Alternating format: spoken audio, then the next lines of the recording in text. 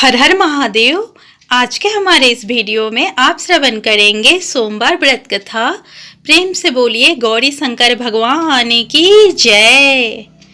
किसी नगर में एक धनी व्यापारी रहता था। दूर दूर तक उसका व्यापार फैला हुआ था। नगर के सभी लोग उस व्यापारी का सम्मान करते थे। इतना सब कुछ संपन्न होने के बाद भी वह व्यापारी बहुत दुखी था, क्योंकि उसका कोई पुत्र नहीं था, जिस कारण अपने मित्रों के पश्चात व्यापार के उत्तराधिकारी की चिंता उसे हमेशा सताती रहती थी। पुत्र प्राप्ति के इच्छा से व्यापारी प्रत्येक सोमवार भगवान शिव की व्रत एवं पूजा किया करता था और शाम के समय शिव मंदिर में जाकर शिव जी के सामने घी का दीपक जलाया करता था। उसकी भक्ति देखकर माता पार्वती प्रसन्न हो गई और भगवान शिव से उस व्यापारी की मनोकामना पूर्ण करने का निवेदन किया।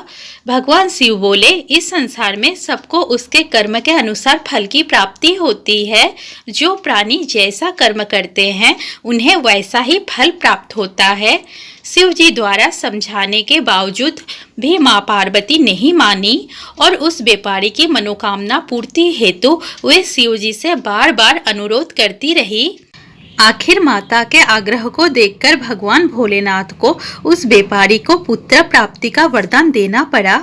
वरदान देने के पश्चात भोलेनाथ माता पार्वती से बोले, आपके आग्रह पर मैंने पुत्र प्राप्ति का वरदान तो दे दिया, परंतु इसका यह पुत्र 16 वर्ष से अधिक समय तक जीवित नहीं रहेगा। उसी रात भगवान शिव उस व्यापारी के स्वप्न में आए और उसे पुत्र प्राप्ति का वरदान दिया और उसके पुत्र के 16 वर्ष तक जीवित रहने की भी बात बताई। भगवान के वरदान से व्यापारी को खुशी तो हुई, लेकिन पुत्र की अल्पायु की चिंता ने उस खुशी को नष्ट कर दिया। व्यापारी पहले की तरह सोमवार के दिन भगवान शिव का विधिवत व्रत करता रहा। कुछ महीनों के बाद उसके घर एक अति सुंदर बालक ने जन्म लिया और घर में खुशियां ही खुशियां भर गई।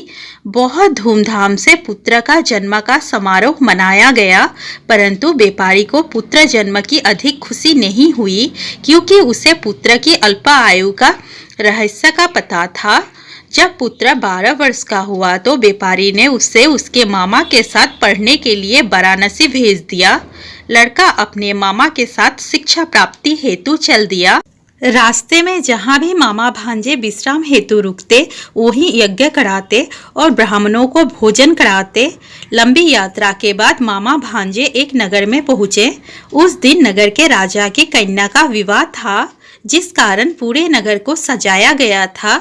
निश्चित समय पर बारात आ गई, लेकिन वर का पिता अपने बेटे के एक आंख से काने होने के कारण बहुत चिंतित था। उसे भय था कि इस बात का पता चलने पर कहीं राजा विवाह से इनकार ना कर दे, इससे उसकी बदनामी भी होगी। जब वर के पिता ने व्यापारी के पुत्रों को देखा तो उसके दिमाग में एक विचार आया। उसने सोचा, क्यों ना इस लड़के को दूल्हा बनाकर राजकुमारी से विवाह करा दूं। विवाह के बाद इसको धन देकर विदा कर दूंगा और राजकुमारी को अपने नगर ले जाऊंगा। वर के पिता ने लड़के के मामा से इस संबंध में बात की। मामा ने धन मिलने के लालच में वर के पिता की बात स्वीकार कर ली। लड़के को दूल्हे का वस्त्र पहनाकर राजकुमारी से विवाह कर दिया गया। राजा ने बहुत सारा धन देकर राजकुमारी को विदा किया। शादी के बाद लड़का जब राजकुमारी के साथ लौट रहा था तो वह सच नहीं छिपा सका और उसने राजकुमारी के ओढ़नी पर लिख दिया, राजकुमारी तुम्हारा विवाह मेरे साथ हुआ था। मैं तो वाराणसी पढ़ने के लिए जा रहा हूँ और अब तुम्हें जिस नवयुवक की पत्नी बनना पड़ेगा वो कान्हा है। जब राजकुमारी ने अपनी ओढ़नी पर लिखा हुआ पढ़ा तो उसने काने लड़के के साथ जाने से इनकार कर दिया। राजा को जब ये सब बातें पता लगी तो उसने राजकुमारी को महल में ही रख लिया। उधर लड़का अपने मामा के साथ वाराणसी पहुंच गया और गुरुकुल में पढ़ना शुरू कर दिया। जब उसकी आयु 16 वर्ष की हुई तो उसने यज्ञ किया। यज्ञ के समाप्ति पर ब्राह्मणों को भोजन कराया और खूब सारा अन्न धन वस्त्र आदि दान किए। रात को वह अपने शयन कक्ष में सो गया। शिव के वरदान के अनुसार शयनावस्था में ही उसके प्राण पखेरु उड़ गए। सूर्य उदय पर मामा मित भांजे को देख रोने पिटने लगा। आसपास के लोग भी एकत्र होकर दुख प्रकट करने लगे। लड़के के मामा के रोने बिलाप करने के स्वर समीप से गुजरते हुए भगवान शिव और माता पार्वती जी ने भी सुने। माता पार्वती ने भगवान शिव जी से कहा, हे प्राणनाथ, मुझे इसके रोने के स्वर सहन नहीं हो रहे हैं। आप इस व्यक्ति के कष्टों को अवश्य दूर करें। भगवान शिव ने माता पार्वती के साथ अदृश्य रूप में समीप जाकर देखा तो भोलेनाथ माता पार्वती से बोले, यह तो उसी व्यापारी का पुत्र है जिसे मैंने 16 वर्ष की आयु का वरदान दिया था। इसकी आयु पूरी हो गई है। माता पार्वती ने फिर भगवान शिव से निवेदन कर उस बालक को जीवन देने का आग्रह किया। माता पार्वती के आग्रह पर भगवान शिव ने उस लड़के को जीवित होने का वरदान दिया और कुछ ही पल में वो जीवित होकर उठ बैठा। शिक्षा समाप्त करके लड़का मामा के साथ अपने नगर की ओर चल दिया। दोनों चलते हुए उसी नगर में पहुंचे जहां उसका विवाह हुआ था।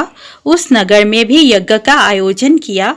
समीप से गुजरते हुए नगर के राजा ने यज्ञ का आयोजन देखा और उसने तुरंत ही लड़के और उसके मामा को पहचान लिया। यज्ञ समाप्त होने पर राजा मामा और लड़के को महल में ले गया और कुछ दिन उन्हें महल में रखकर बहुत सा धन वस्त्र आदि देकर राजकुमारी के साथ विदा कर दिया।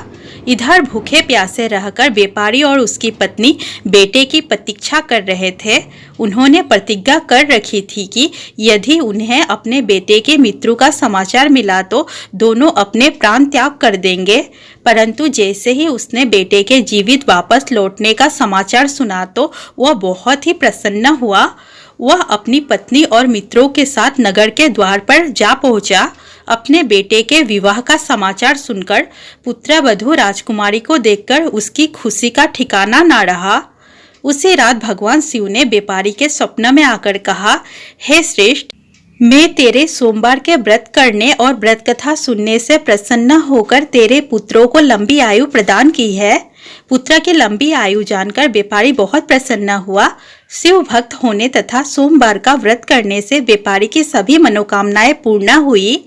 इसी प्रकार जो भक्त सोमवार का विधिवत व्रत करते हैं और व्रत कथा सुनते हैं, उनकी सभी इच्छाएं भगवान भोलेनाथ की कृपा से पूर्ण होती है। प्रेम से बोलिए भगवान भोलेनाथ की जय, माता पार्वती की जय। हर हर महादेव शिव शंभो। दोस्तों, वीडियो अच्छा लगा हो तो प्लीज़ वीडियो को लाइक, शेयर और चैनल को सब्सक्राइब करना ना भूले। धन्यवाद।